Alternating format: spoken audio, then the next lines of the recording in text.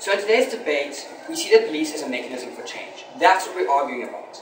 But every time the police want to get involved in Parliament, and any democratic Parliament around the world, we say no.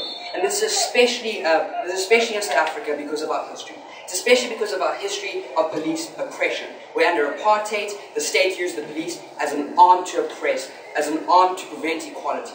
We tell you that this brings back memories that are not good. So we tell you in terms of criteria, the only reason why we'd accept police coming into Parliament is when there's literally a harm to persons.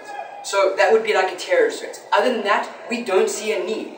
So are we dealing with why the propositions model can lead to abuse, and then why, in terms of political context, why political protest in Parliament is actually a valid form of dissension? My second speaker will be dealing with how it crosses boundaries and voids separation of powers. So we think in today's debate what proposition had to prove was exclusivity. We tell you that they need to prove why, not that the police are the best, but that the police are the only mechanism to affect this sort of change. We tell you they haven't done it, that's what they need to do in today's debate. I'll be integrating my rebuttal with my main matter, so I'll flag. So in terms of my first point of how proposition model leads to abuse in the House, we tell you that it's premised on the idea that ideas are actually suppressed. So we tell you that when you're able to remove an entire political party from the House by using force, that's a suppression of an idea. We tell you that when a party can stand up and actually voice their claim, that's a good thing. We also tell you that under their model, it becomes subjective as to when and where and how and who actually decides what crosses the line. When the police can decide by themselves, okay, let's act. Or when the speaker can decide, and as we know Ms. Mbete is not the most impartial speakers, when she can decide to be a loyalist and now rule again and now get the police involved to sort of further their own agenda. We tell you it becomes political maneuvering when a party like the ANC or the speaker can now call upon the police to now intervene and sort of blame the EFF. Sort of say, this chaos is all on you. And then still call on the riot police now, and almost claim that, well, the EFF were actually a threat. The EFF could have actually hurt someone. So we tell you it damages images. It's basically campaigning while they're supposed to be running Parliament, while they're supposed to be representing their constituents. That's one of the reasons why we don't televise trials, because it immediately leads to jumping to conclusions. So we're tarnishing other political parties' images. So it's a method to now get your claim across. It's a method of bullying. Yes, ma'am. If you have a look at the status quo, we see that the police are currently allowed to intervene upon call, whereby we see that within the status quo, they call upon the riot police on multiple occasions to intervene to intervene in the Parliament, which achieves the same objectives that you're currently stating would be harmful under our model. Okay, ma'am, I'm not really sure what you mean by harmful, but I will tell you that just because it's in the status quo doesn't mean it's correct. Like, people should learn by now that because things are being done doesn't make it right. Like, government makes many decisions on a daily basis that we don't agree with or we don't think is right. So just because it's being done is not a justification. So now to my next issue of political protest in Parliament actually being a valid form of dissent. So we tell you that democracy is actually founded on the idea of speaking out and having discourse. We tell you that's what Parliament is actually for, to be representative, to be a manifestation of the people's will. So we tell you for them to be able to discuss things freely and fairly is inherently important within a democracy such as diverse South Africa's. So we tell you that currently, procedurally, Parliament is not fitting the bill.